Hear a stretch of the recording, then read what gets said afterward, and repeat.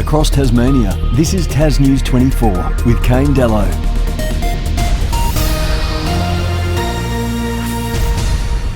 Hello and welcome to the program. The already broken and failing prison system within Tasmania has once again become a topic. On Monday, Correctional Services staff limited their duties to basic care of inmates as a wage dispute with the state government continues. United Workers Union Tasmania spokeswoman Jeanette Armstrong said officers were stopping work for 24 hours under protected industrial action. Prison staff has advised that they were only going to do basic duties. This included no internal-external escorts unless there was a medical emergency. This threw the court system into meltdown as inmates were not able to appear for their hearings or even permitted to have a video link in relation to their legal matters. Many families of inmates expressed their frustration at the fact their family member was being punished because of the government not cooperating with prison staff and their requests. Some inmates received a further adjournment for their matters when they were hoping to have their matters finalised. One mother who wrote to us said, "My son's case was due for sentencing, but because of this war between prison staff and the government, his case has now been adjourned for another 3 weeks."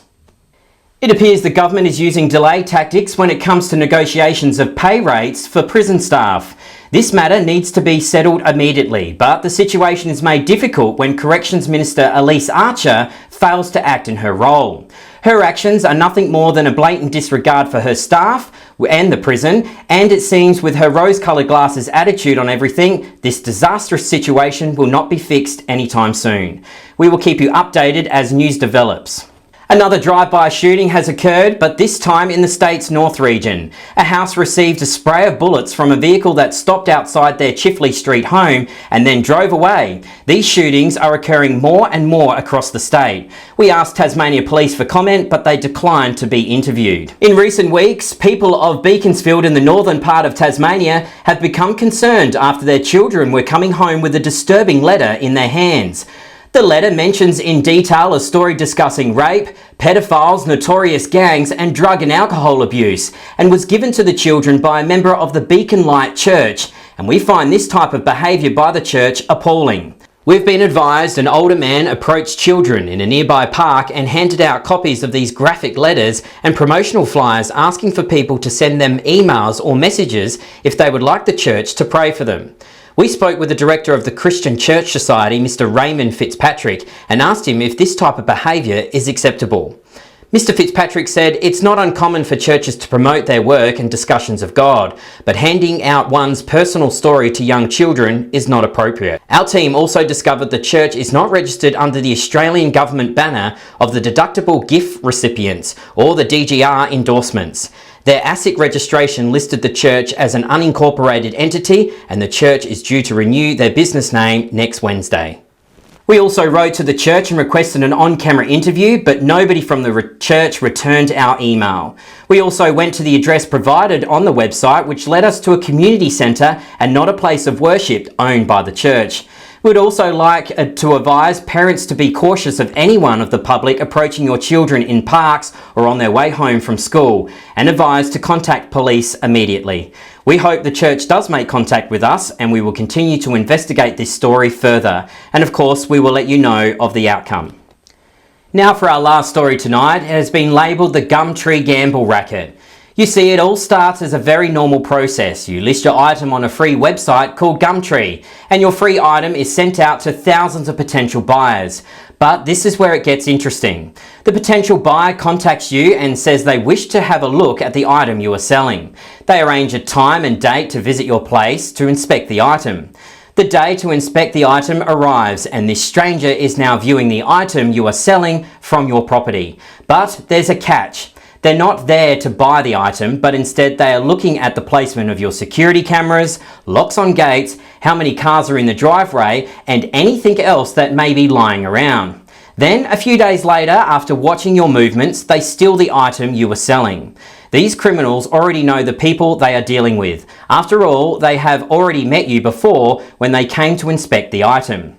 There have been cases of deliberate fraud happening whereby the person has stolen your goods, contacts you a few days later to say they want to buy your item. You then inform them that the item has been stolen and is now no longer for sale. A few days later, the crook calls you again and says, "Hey, I saw your item. I'll get it back for you for a small price."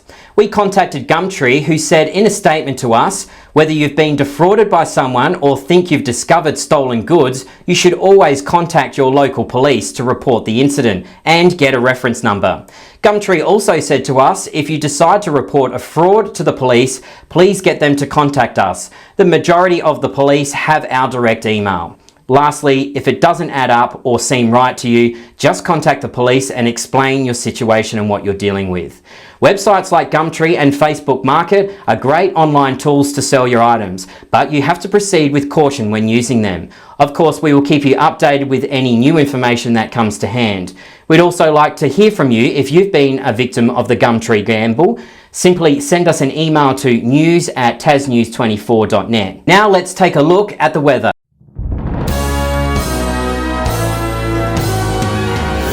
In Hobart today, it got to 17 and going for a low of 13. Tomorrow, Hobart's weather is partly cloudy with a top of 19 and a low of 13. Sunday, partly cloudy with some sunshine of 21 with an overnight low of 14.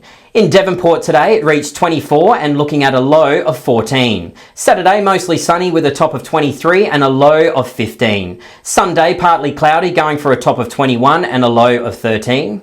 Now in Launceston today, it was a humid day and reached a top of 28 and looking for an overnight low of 13. Saturday, mostly sunny with a max of 24 and a low of 12. Sunday, partly cloudy with a high of 24 and a low of 14. Well, that is our news update for this evening. Remember, if you have a story you would like to share with us, send us an email to news@tasnews24 and be sure to visit our website at tasnews24.net. But before I go, myself and the rest of the Tas News 24 team would like to take the time to thank everybody in the Facebook community for supporting our new Facebook page. We have been growing fast and have already reached over 4,000 likes and counting.